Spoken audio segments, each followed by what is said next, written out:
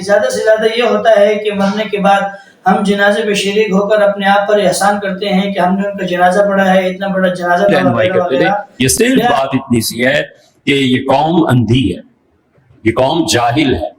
جو ڈاکٹر ذاکر نائک صاحب پاکستان میں ان کے بیانات چل رہے ہیں، ان کے اجتماعات، سوال جواب کی نشستیں، اور ہر طبقہ اور ہر ذہن کا آدمی ان کے اجتماعات میں، ان کے جلسوں میں شریک ہونے کی خواہش بھی رکھتا ہے اور شریک ہوتے بھی ہیں۔ لیکن ہمارے ایک بہت بڑے مفتی ہیں حضرت مفتی سعید صاحب دامت برکاتہم العالیہ، آئیے سنتے ہیں کہ وہ ان کے بارے میں کیا رائے رکھتے ہیں۔ ہمیں ڈاکٹر ذاکر نائک صاحب کے متعلق ایک لفظ نہیں کہنا۔ وہ ظاہر ہے کہ سیاسی مقاصد کے لیے حکومت نے انہیں بلایا ہے، وہ تشریف لائے ہیں، سوال جواب وغیرہ جو بھی ان کے معمولات ہیں۔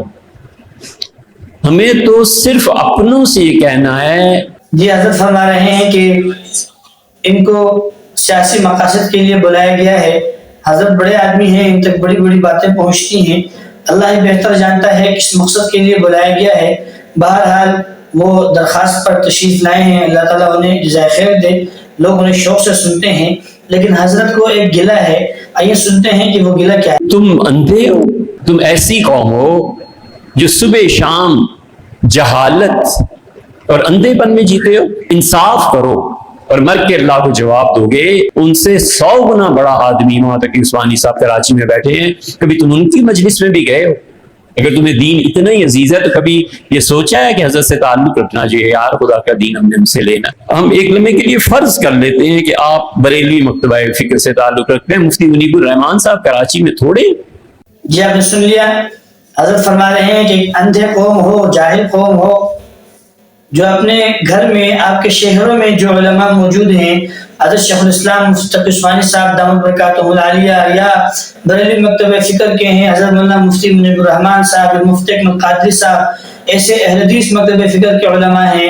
غرض ہر مکتبہ فکر سے تعلق رکھنے والے علماء تقریباً تمام شہروں میں موجود ہیں، تو آپ ان کے بیانات تو سننے کے لیے جاتے نہیں، ان کے بیانات تو شوق سے سنتے نہیں، اور یہ جو تشریف لے آئے ہیں ان کی بات کو حرف آخر سمجھتے ہیں، پتھر پر لکیر سمجھتے ہیں، ان کے بیانات میں شرکت کرنے کے لیے کہاں سے جو ہے وہ سفر کرتے ہیں۔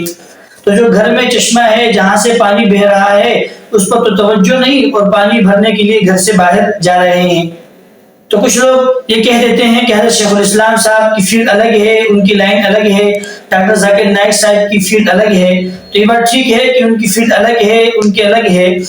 ڈاکٹر ذاکر نائک صاحب ان کی فیلڈ ہے ادیان کے تقابل کرنا، غیر مسلموں کو جوابات دینا، اسلام پر اٹھنے والے اعتراضات کے مسکت جوابات دینا، اگلے کا منہ بند کر دینا۔ لیکن شیخ الاسلام صاحب جو صبح شام بیان کرتے ہیں وہ تو مسلمانوں میں کرتے ہیں، مسلمانوں کے لائق باتیں کرتے ہیں۔ ہم بھی تو مسلمان ہیں، تو ہمیں اس پر بھی توجہ دینی چاہیے کہ گھر کے جو لوگ ہیں انہیں بھی تھوڑی عزت دیں۔ اللہ تعالی ہمیں سمجھ عطا فرمائے۔ زیادہ سے زیادہ تم کیا احسان کرو گے؟ اپنے آپ پہ ہی کرو گے کہ انتقال ہو گیا کسی کا تو جنازہ بڑا پڑھ دو گے؟ تم ہو ہی اصل میں اندھے، تمہیں خبر ہی نہیں ہے کہ علم کیا ہوتا ہے، تمہیں خبر ہی نہیں ہے کہ خدا کے دین کے لیے جنہوں نے اپنی زندگیاں لگا دی، دن اور رات ایک کر دیا، حتیٰ کہ لوگوں کے طعنے اور گالیاں سنتے رہے، اس کے باوجود انہوں نے خدا کے دین کو نہیں چھوڑا اور ہمیشہ صحیح رہنمائی کرتے رہے۔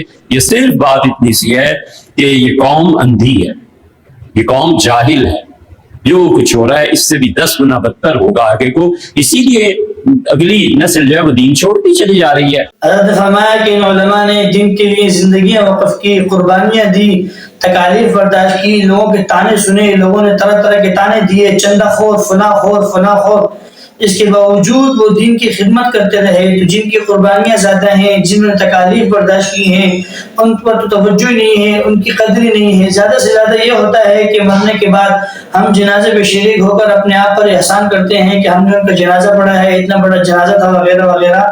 بالآخر بات یہ ہے کہ ڈاکٹر ذاکر نائک صاحب ٹھیک ہیں، بڑے آدمی ہیں، ان کے ہاتھ پر بہت سے لوگ اسلام لائے ہیں، لیکن ان کے ساتھ ساتھ جو اپنے شہر کے علماء ہیں، جو اپنے گھر میں پانی موجود ہے، اس پر بھی تھوڑی توجہ دینی چاہیے، اس سے بھی پیاس بجھانی چاہیے۔ اللہ تعالیٰ ہمیں سمجھ عطا فرمائے، اللہ تعالیٰ ہمیں ان علماء کے ساتھ جوڑے رکھے، ہمارا حشر بھی اللہ تعالیٰ ان علماء کے ساتھ کرے۔ السلام علیکم ورحمۃ اللہ وبرکاتہ۔